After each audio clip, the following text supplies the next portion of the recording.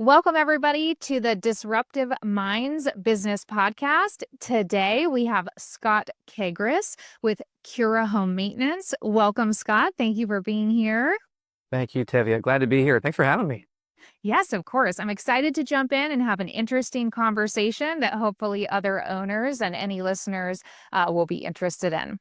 So real quick, I want to do Scott's bio, make sure we know all about him, and then we will go from there. So Scott Kegerreis is a seasoned entrepreneur and leader with over 2 decades of experience spanning the horticulture, retail, professional services, and trades industries. He is the CEO of Kura Home Services, a premier home maintenance company serving the Denver and Northern Colorado markets.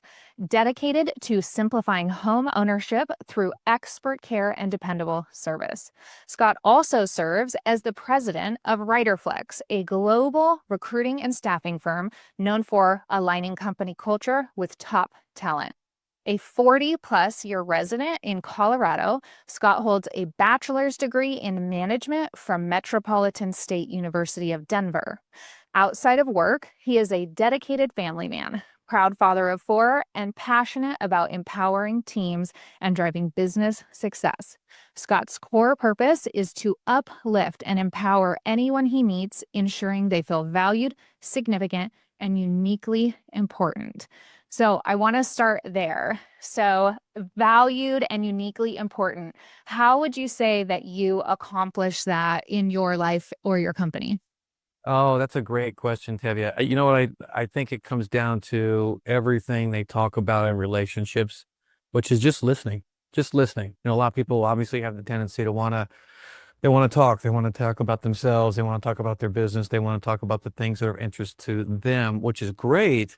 But really, I find the way that you really allow people to feel valued, and just important is just listening to them, hearing their story. And I think if most people would just slow down, slow down, and listen to some of these stories, they would find most people are incredibly fascinating.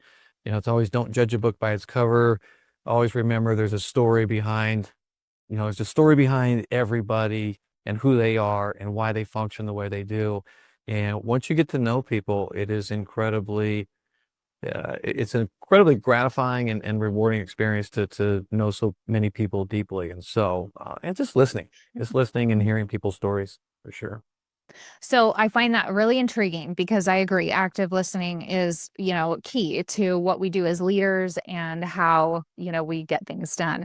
So talk to me about, does an example come to mind where you had someone, whether an employee or a client or a family member, and, maybe you thought one way, but you listened to them and it was impactful for you and how you made your decisions going forward in your business, or that just helped key things by that listening?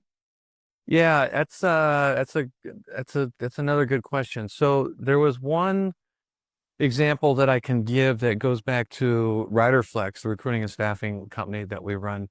A lot of those engagements are, there's a lot of discovery that happens. There's a lot of initial outreach, exchanges digitally. Then we'll do video calls like this to decide whether it's going to be a good working relationship, good working partnership. And one of the individuals, it was a company leader that I got on the call with. We made it to the point where we were going to start now talking about the engagement, what that might look like. It was unfortunate. I mean, this gentleman ran an organization with his wife, which if anybody's run a family business before knows it can be extremely gratifying, but there can be bumps in the road as well too. And the business had put a lot of stress on the relationship, the personal relationship between the two. And so in the process of the discovery, he actually just broke down and started talking about how the relationship was in distress personally. And so for me, it was that point where you just take off the sales cap, you just set it down and say, "Hey man, I'm here for you. Tell me about what's going on. We might not even do business together, but just tell me, Sure. I'm here for you if you want to talk for a little bit." And so I was able to, hear his story, how that business personally reflected on his, how that how that situation reflected not only on the business, but themselves personally. And so I think that opportunity really allowed us as a team to understand, if we worked with them, how we could best work with them because of those dynamics that were going on in the background. And I think sometimes people just want to get to the crux of, you've got this problem, here's how we're going to fix this problem. When do we start? But there's just so much that goes on in business and in life that is just all about people and the relationships and the interactions. And the better you can understand the people and what they're dealing with, the better the whole relationship will come off. And so we, because we paused, took a step back, wanted to hear his story and hear about how that was affecting his life, I think it made us a better professional partner with them as well too, as we continued with that engagement. And so that allowed us to do work with them on the initial project and work that we wanted to do, but then also allowed us to find other areas and trust it. And they trusted us to come in and work in those other areas and offer them support on that kind of that HR recruiting, back end stuff for their work. So I love that. It's a great takeaway for, owners listening that, entrepreneurs were quite driven and we want to go to those goals. We want to go to especially those sales goals. And if we're having a tough month, tough year, that's hard to take that from front of mind. But I totally agree with you, Scott. When you stop and you don't forget the human element and you just serve first, there is tenfold back a lot of times. And especially with what you're saying of like, you hear their other needs and, how can you serve them more than maybe what you even just originally did, which is a great segue to my next question. You have the home maintenance company and you've mentioned also then the recruiting company. So those are two very different covering of industries. So talk to me a little bit about, why these industries? What about your background brings you there? Or, what was that journey? yeah, great. Appreciate you asking that. So I'll start with Riderflex because the recruiting and staffing company, my partner Steve Urban and I have had active for about 9 years now.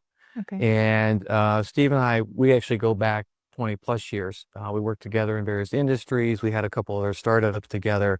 Steve had started Riderflex as a business consulting firm, operations consult, be able to come in and help companies that might have been struggling a little bit, get them back on track. And one of the things that always came to be with those particular engagements were the teams were just wrong, right? So it was either the wrong people on board in general, it was the wrong people in the wrong place. And so a lot of what he was doing was adjusting teams. And Mm. that was really the joy that he found in coming in and supporting companies. And so he had decided that, hey, it was a great opportunity to go out there and turn Riderflex from this, overarching consulting firm into a recruiting and staffing firm because we identified, and I was doing business development. I was in another company at the time, but obviously we were long life friends. He loved working that magic on the side of helping companies build strong teams, and I loved the business development aspect of business. And so it seemed we say this would be a great partnership. I'll go get the gigs, and then he'll work the gigs and fill them on the execution side. And so we went down that road because we felt like there was a great opportunity to disrupt that recruiting space. A Mm. lot of great recruiters, a lot of great recruiting firms, but where we felt like most agencies were missing the mark through our use in using these firms, but also being recruited by them, was the people part of it.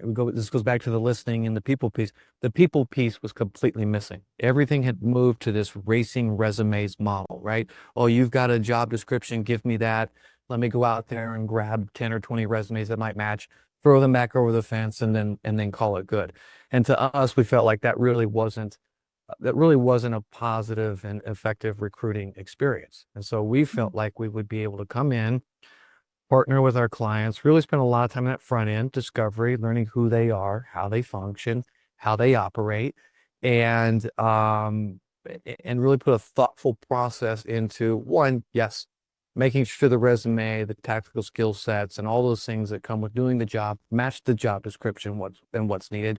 But more importantly, starting with that company, their culture, their management styles, their operating styles, their whatever it is, and ensuring that the people we're talking to are going to fit well. They're going to enjoy working with those individuals, and those leaders are going to enjoy working with those potential candidates, because at the end of the day, that's all we've got is personalities and people working with people. And if people enjoy that, then it'll be a long-lasting employment experience. And so we've been successfully doing that for 9 years. It started as an executive search firm, if you will. That was our target, was C-level executives, upper-level management. And COVID. That's big. What's that? Yeah, fish, right? But COVID, and so it was that, and then we work our way down to, middle level to entry level managers, right? So management level up to senior level. And then COVID, as it did with every person and every business on the face of the planet, kind of changed our plans a little bit. And what we found was, everybody got into COVID slowly but surely, or slowly then quickly, it moved to just stop the presses, right? And so we went from multiple engagements to limited engagements to, hey, we're not doing anything till we figure out what's going on here. And so then it was that 3-month, 6-month period where 9-month period where everybody said, okay, we need to get back to work. We need some people on board. But the companies that had furloughed had to lay people off, unfortunately couldn't get people back into the seat. And so companies were coming to us saying, hey, I need to ramp back. I need 10 software engineers. Can you guys help me? But, we can't, your fee structure doesn't really allow us to pay, that much money to land 10 people at once. And so we got creative, developed a model that kind of worked more on a fractional hourly type experience, to get those high level people as well too. And we were able to pivot, maneuver, and help these companies that needed high volume hiring. And so then eventually we settled on, a way to support companies in all those different levels, right? So executive level search, if you need a single person, all the way down to we need 5, 6, 8, 10 people over the period of 6 months to a year. And it was a very cost effective, high value solution. It's a white glove service that includes video interviews, just a lot of touches on the candidates and the company to ensure we're doing that great. So, yeah, successfully doing that for about 9 years. But as you know, about 2.5 years ago, 3 years ago, ChatGPT came onto the scene. And so you've got the spotlight and the introduction of artificial intelligence. And what is it going to do? And we were watching it very closely from the very beginning. And we noticed that as we played with it, boy, this really has the potential to do some things for the positive, but also maybe, could disrupt some industries, create some job loss, create some areas where companies might need to, rethink their expenses and where they're putting their resources towards certain companies, and because they can now utilize this AI within their own organization.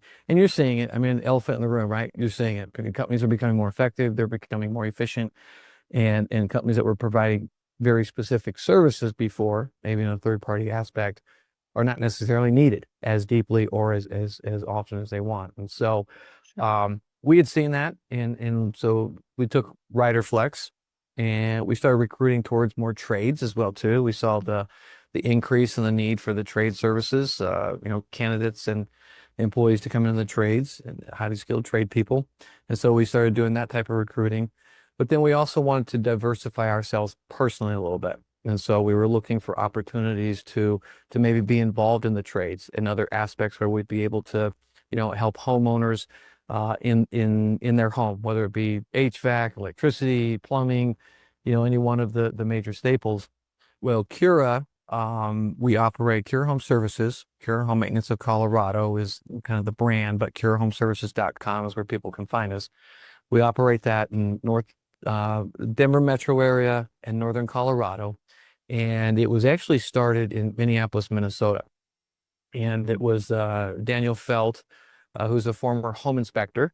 And so he would go into homes to inspect them and find all these major areas. When you think of a home, you've got the furnace and the HVAC, you've got all the plumbing situations, you've got all these major areas that had been neglected over the life of ownership from the previous owner. Now they're at a transaction point. They're trying to sell this home, but then the buyer and the seller, they're going back and forth. Well, you need to fix this, you need to fix that, you need to fix this. High expense repairs too, right? To replace an HVAC system is not cheap.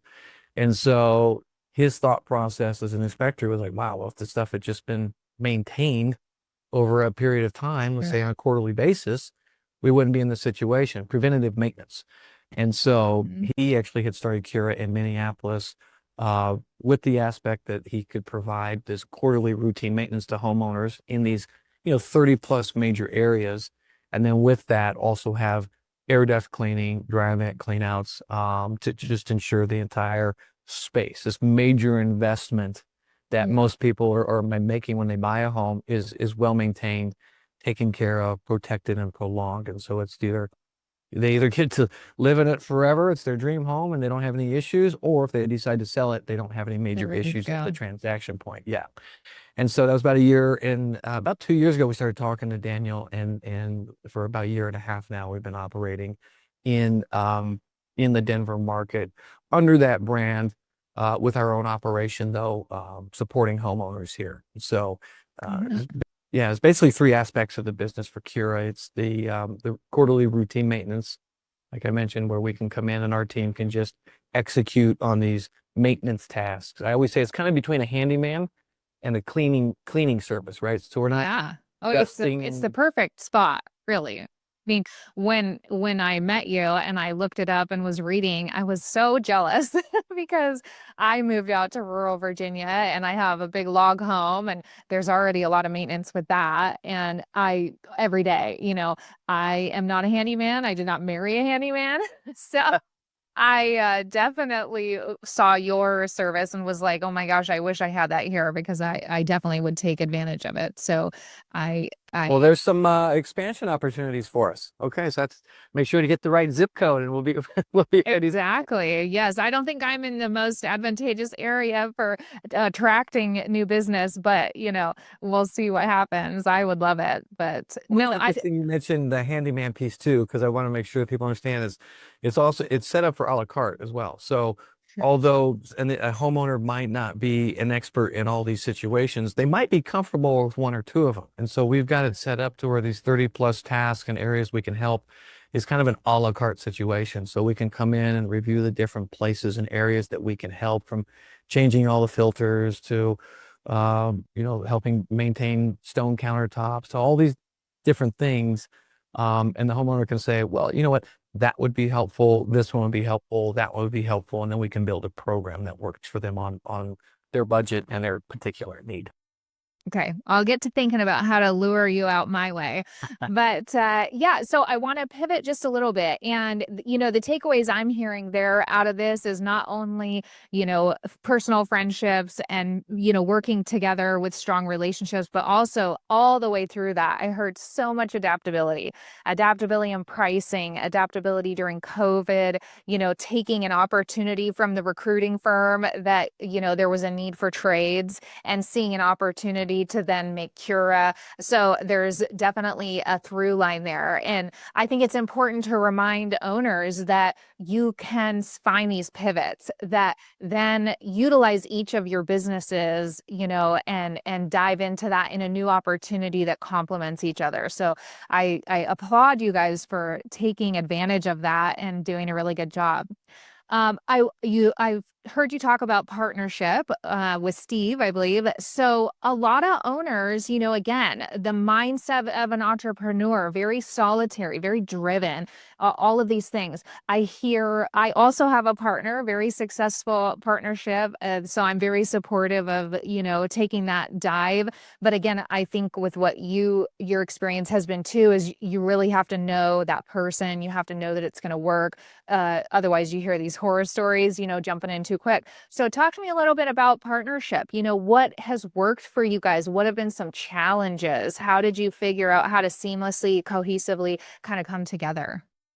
Yeah, I think So the partnership, so Steve's great. So he and I have been great friends, almost best friends. I trusted with my life, for 20 years. And we've met, in the commercial greenhouse industry, ironically. So he had come in and he was an operations and sales leader for the organization. I was working under him on a team. And, it's just one of those relationships where you meet, you start talking, you understand the different philosophies, it's one thing to have.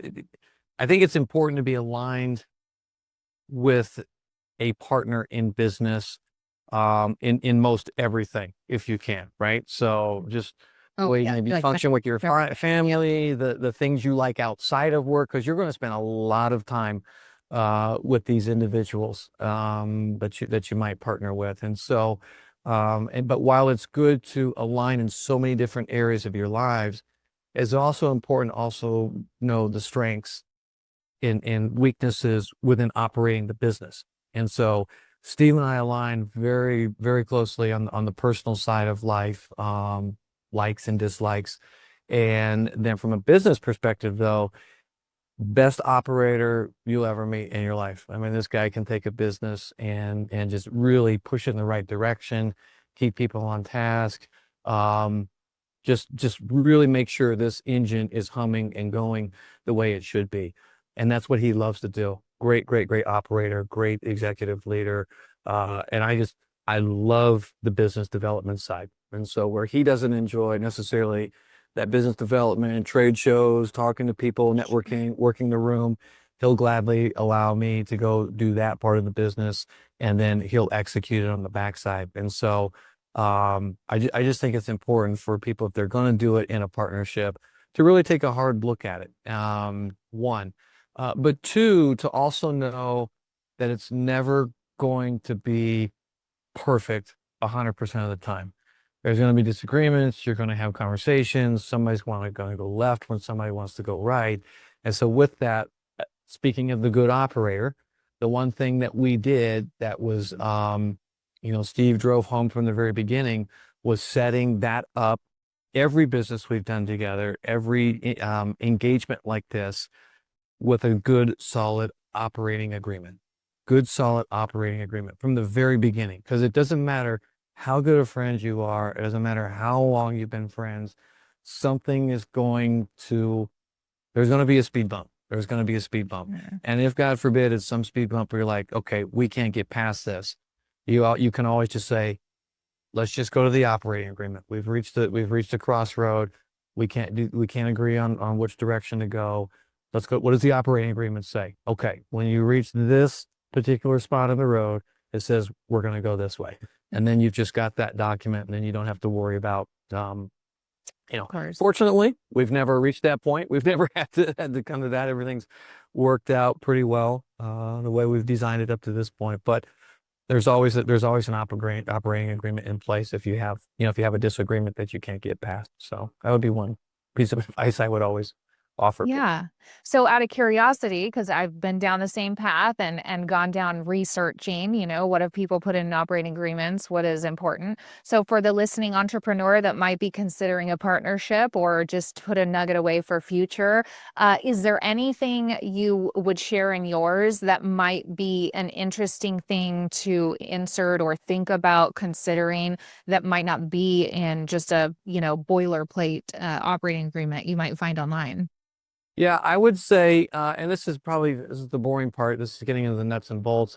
But I would say, if you're going to stand up an organization, and you're going to create a cap table, and you're going to have shares, and you're going to have ownership, I think everything in there structured around that ownership. How do you transfer ownership? How do you add more members? Where the voting structures lie? That's usually when it comes, that's when it comes down to the nitty gritty of how do you move forward, right? So if somebody might want to bring on investors, somebody might want to continue to bootstrap it. There's all kinds of different things with the growth of a company, that hopefully everybody gets to experience, right? Growth of a company. What are we going to do? We're going to keep growing this and run as a lifestyle business, or do we want to sell it? Do we want to, all those things structured around the ownership, the cap table? and how you continue to grow and progress and move forward is definitely an area that I would make sure people are, some of the other, what state are we going to operate out of? There's a lot of things that become more boilerplate and just simple that you'll never even ever think about again. But Yeah. that life of the company, the ownership, how those things transfer, and because somebody might want to get out. Somebody might say, you know what, I'm done. I don't like the direction. Ensuring that it's copacetic for all sides is extremely important. Yes. I would say, adding to that, one thing that we definitely added in ours, with my partner Tabitha and I, in our accounting firm is, you know, um, at an exit, we both kept in mind at the very beginning that the company is its own entity, it's its own thing, it supports employees. We want it to be healthy no matter what. And so, one thing for other owners to consider on that potential exit, is we talked about cash flow. We're accounting, so we're of course going to talk about cash and health of cash. And so our idea was, we need to be prepared if we're the owner walking away, not to cripple the company. And so all decisions came from, what would we be okay with in a separation that still allows the company to function and not, lose those jobs for those all important employees that we care about no matter what. So I think that's something really important to think about, is that exit and cash flow, and not just saying, well, I'm just going to take mine and I don't care if the company crumbles. That's not going to work for anybody. So, because then Well, and that's and that we had those conversations hundreds of times, right? Too. Yeah, because you think about that when you start hitting those situations where, oh, maybe somebody might be interested in buying this organization. You have to have those conversations.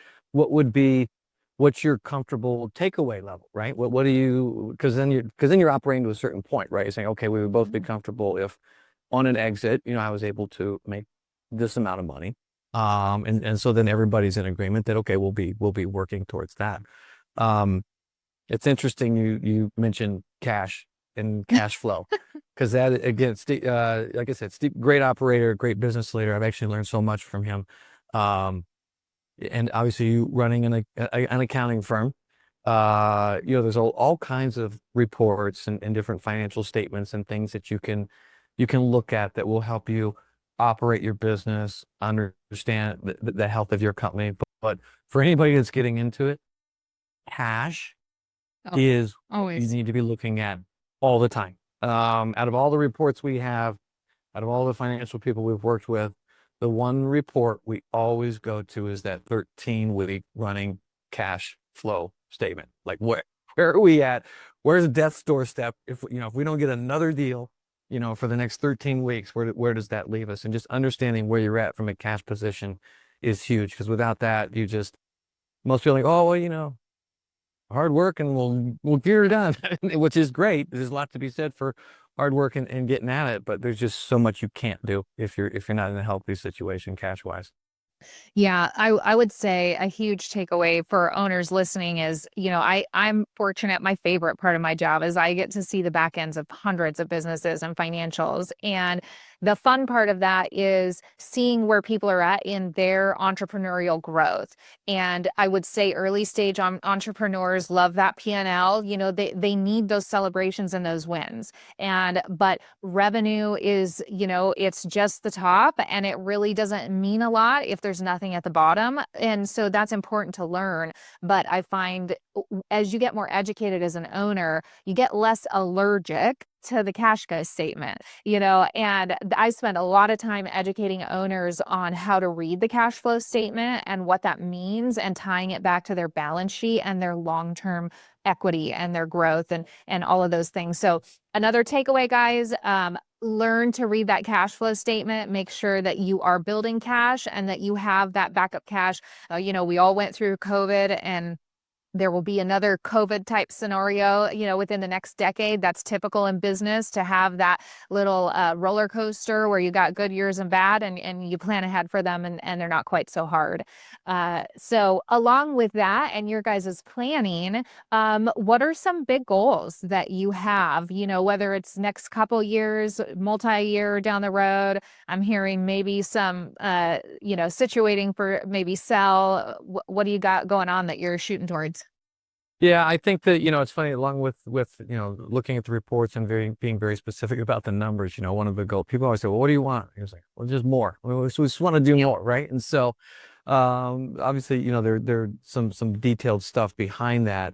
But I think for us, the goal for us personally is to continue to diversify, right? Continue to look for opportunities, to provide high value to clients and customers. And that could be, end users, it could be the B2C, or it could be B2B.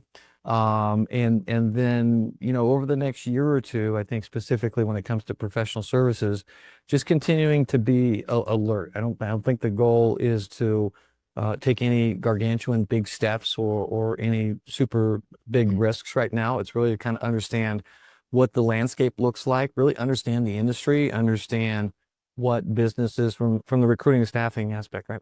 Really understand what companies are looking for in value from maybe a third party service provider, because of all these new tools that are coming out and things that they can put in place, and how can we use those tools to make ourselves more efficient and streamlined for those businesses, and then continue to grow, and just find those areas where we can help, because I think the face of the job market itself is going to change very, very drastically over the next year. Yeah. So being alert and studying, and knowing where that is, I think will help. I think the challenge is, you hear about these new technologies, you hear about these things coming to the forefront, and it can be scary. And I think a lot of people just kind of want to ignore it a little bit. They just want to kind of put it back under the rug and put their head in the sand and say, no, it's going to be okay. But I think it's most important for a business owners to be alert and be aware of all these drastic changes that are happening all the time. And that way you can be better prepared, not just with cash for when the hard times come, but, be prepared with knowledge as well too, a bank of knowledge that allows you to pivot. And if anybody thinks they're going to start a business and it's going to go exactly to the way they got lined up with the business plan, the blueprint, no, Never gonna it'll happen. never happen that way. Sure. So Yeah, I think that's actually another great takeaway is, two things I heard there is one, it shouldn't always be on the plan to just grow, grow, grow. Especially from the background I have, that's not necessarily always healthy. You have to have the foundation of the business to support the growth. And so I think it's actually really prudent to sometimes say the plan is hold steady, we're healthy, stay strong, watch what's happening. But the other thing I heard too that really goes along well with entrepreneurs is be aware and accepting of that first adopter syndrome. When all these new things come out, you cannot stick your head in the sand. You cannot ignore what's happening. You must be the top 10% that says, I'm not going to be afraid of this. How do I use this? In our firm, we use ChatGPT every single day. I use ChatGPT to help me prepare for this podcast. so would I. Yeah. Good, good. Yes. I mean, and it's so smart. I just actually had a conversation with my stepkids, who one's in college and one's going out to college. And I said, listen, you guys, if your teachers are withholding you from learning how to use these AI tools, you need to be speaking up, because school should be about setting you up for success in the world. And these AI tools are going nowhere. They're here to stay, and we have to use them to advance our position and not be afraid, in a competitive type of way with these tools. It's exactly that, just a tool. So I absolutely love that. Yeah, you guys. Thank you for that voice. That's Yeah. because we definitely pushed it with our kids as well too. Say, hey, look, you need to learn these tools. Yeah. Figure out how they can be a resource for you, because it's going to be here, and you need to be able to use them. Yeah. Totally. That real quick. So that's kind of with the recruiting space, but with Kura, the goal would actually be put some growth on it. So, Okay. the programs that we offer are very, very, should be enticing we got a very large baby boomer population, right? We're coming up on a big, probably good for you, big transfer of wealth that's going to be happening here, sir, with a lot of baby boomer business owners, and moving towards retirement, and slowing things down.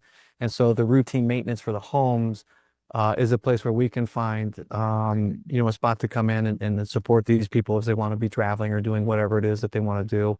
as they slow things down. We can come in and help maintain their home, and they can enjoy that time that they so well deserve from all the hard work that they put in. So absolutely. Yes.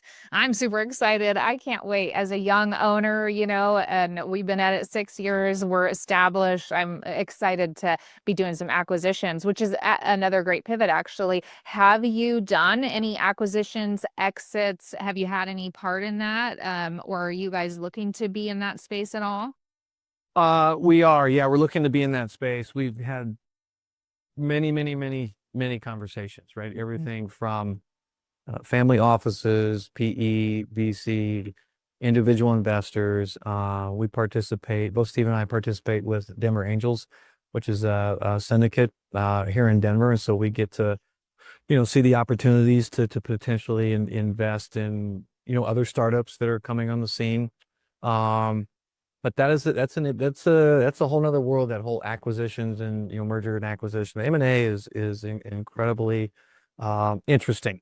And what's Yeah. interesting about it is what makes a good acquisition or merger today is not the same thing maybe tomorrow, right? The line kind of moves depending on the market conditions, health of the company, on just so many different things when it comes to M&A. And so we've been around it, we've been approached, we've talked about it, we've been a part of conversations, but have not necessarily, other than starting our own businesses and doing some things like that, have not necessarily been a part of a transaction, if you will, in a transaction in the tradition. Of course, as the owner, but it sounds like you've been a part of some investing and take part in that in Denver. Yeah. So interesting part there of your background. So for an owner listening who might be interested in a little M&A activity, as on the flip side, having been an interested investor, what are, things that are green flags that you see in a business, that you think are,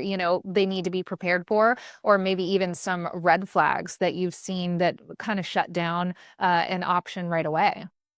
Um, it depends. Red flags would be, I think, for anybody that's looking to be involved in acquisitions or purchasing or investing or anything of that nature. I personally think it should be, something that's of interest to you, something that is going to be of interest, something that you're going to be interested in following.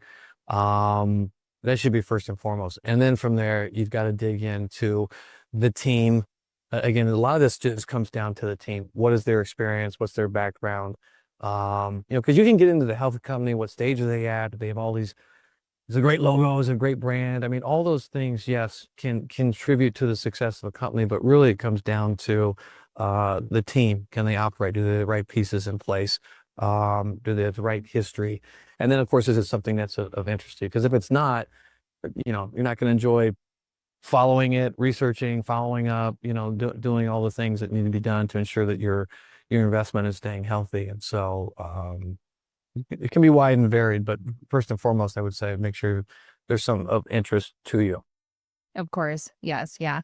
That's fair. So definitely, what I'm hearing here, more takeaways, guys, is you want to make sure if you're looking for investment, I've seen it tons of times. You want investors that know your industry, that are interested in what you're doing. They will be a better long-term partner, because at the end of the day, you don't just want the dollars. You do want the knowledge. You want the mentor, whether they become a board member, any of those things, you want to be looking for that extra added value that comes along with those funds, which are hard enough alone to get. Yeah. Awesome. Well, then on the flip side too, Tevia, let me interrupt you there real quick. No. So that obviously is coming in from the investor side. If you're a business owner and you're looking to receive investment, you're looking for people to participate in your activity, I would say the one thing that you really should know before you go down that road is if that's really what you want, right? I think so many people think, okay, we're going to get this big cash infusion, we're going to get this investment, we're going to take it to the next level. But a lot of times, depending on how that's structured, the amount of money, the amount of ownership you've got to give up, there's a lot of times you can lose control, and they're going to maybe want to bring their own people in place and put them in certain positions, and it can change the face, it can change the mission, it can change so many different things. And so I always say, hey, the longer you can just do it on your own, sometimes the better. But if you're looking for investment, be sure that's what you want to do, because things do change when you take somebody else's money Of course. for the purpose of your business. Of course, yes, yeah.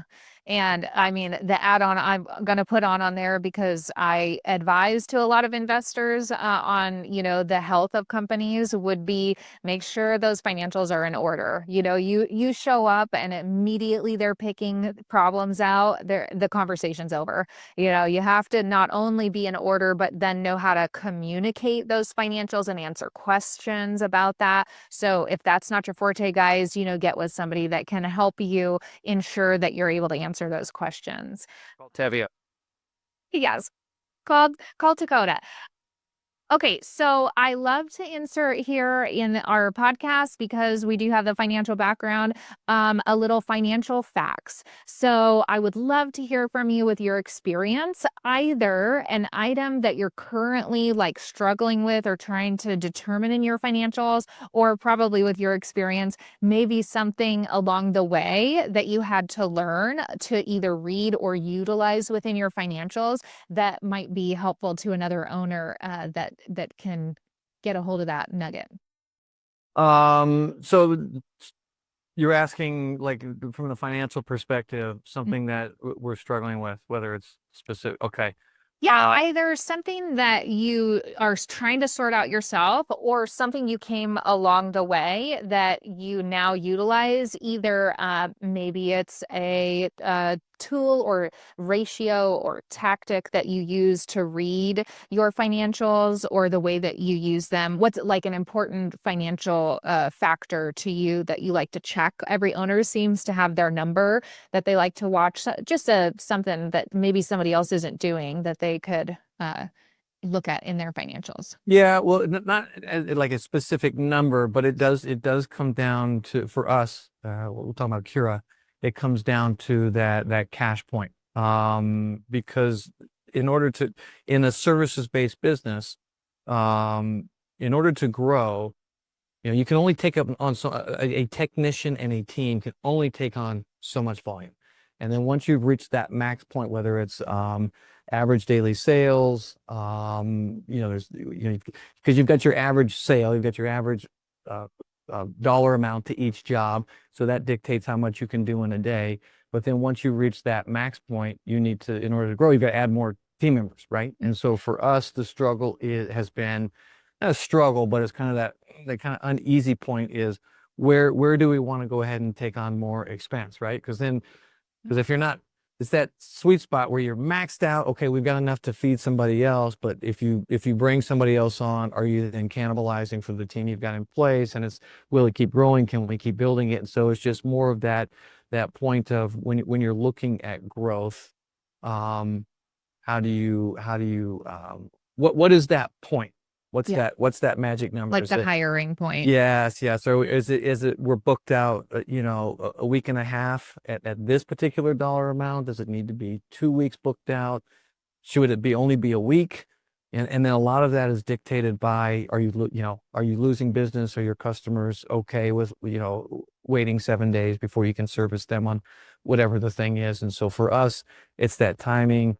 It's that revenue point, it's that cash and revenue point, and timing of growth. When you take that next step to invest in another team, because that's another van, that's more materials, that's another body, that's all kinds of things that come with being able to facilitate that growth. Yep. I am so this isn't the right phrase, but I'm so proud of you, because many owners, their main question is, when can I afford to hire, and when do I hire? And I would say, along with that, just to put a little verbiage around our industry, is that's actually the number one factor. So very good that we watch in our companies it's called labor efficiency ratio. It's my number one favorite factor to build for owners, because it literally tells you where is the capacity of the team, where is the revenue of the company, and you get that perfect apex that shows up in your numbers to say, it's time to hire, or it's time to start the process, or, whatever the timeline of hiring takes for your companies, you can work out that, that apex of where those data points intersect. So that wasn't even, guys, that wasn't a plant. But that's important. I mean, you have to know that, because to almost any industry, service or not, employees are the most expensive, thing, and hard to find also typically. So Yeah. very important factor to know. We can help you guys do some more research on that. We'll put some information in the comments. Again, that's called the labor efficiency ratio. Super important. So good job there, Scott. I would say, with being service on both of the companies, is your hardest factor in the company people, or, what is your biggest struggle that you come across as an owner? Well, with service, yeah, what is the biggest thing? I think it's a little bit, it's a little different on both sides, because Riderflex is, very, very, it's B2B, right? So Mhm. our clients and the people we work with are other businesses, right? And so, I think kind of screaming that it's a different, and then of course Kura is B2C, right? So it's business to consumer. And I think the value proposition, how you're presenting the business, the problems that you're solving, those are they're the same conversation, but it's a different conversation. How you go about that conversation and drive that value home for each of those is a little bit different. And then of course the the pricing structures and the revenue, and the revenue flow is a lot different, right? On the recruiting and staffing side, a project has a certain value, where over on the Kura side, the deals are smaller, right? So you're doing more Yes. deals to Yep. try and get to a certain Or point. frequency. Mhm. Yeah, the frequency for the health of that company. And so those are two things. Awesome. Okay, good. Well, I have a million questions. I could talk to you forever, but I think we'll let the listeners rest at this point. So, Scott, tell us where they can find your companies, and all the places and all the things that you guys do or take part in. Yeah. So, Riderflex, they can find us at riderflex.com, Riderflex Recruiting and Staffing. And then for Kura, and Riderflex is global. So we Yeah. can recruit and support companies, obviously all throughout the US, but we have done and have some team equipped to recruit South America, European regions. So we can help in that area as well. And then Kura is, again, servicing the Denver metro area, Northern Colorado, and they can find us at Kura, Kura, KuraHomeServices.com. So those are the two web platforms where they can reach us. And then you type those two names in any of the social media platforms, you'll find us there. That's the one thing that we have not been shy about, is ensuring that we that we make ourselves seen wherever they allow us to be. So Instagram, LinkedIn, Facebook, Twitter, TikTok. That's the way of the world now. Sure is. Great. Awesome. I have so enjoyed talking to you today, Scott. As always, I'm Tevia Hoalst, owner of Dakota Accounting. Thank you for listening in to Disruptive Minds Business Podcast. Have a wonderful day.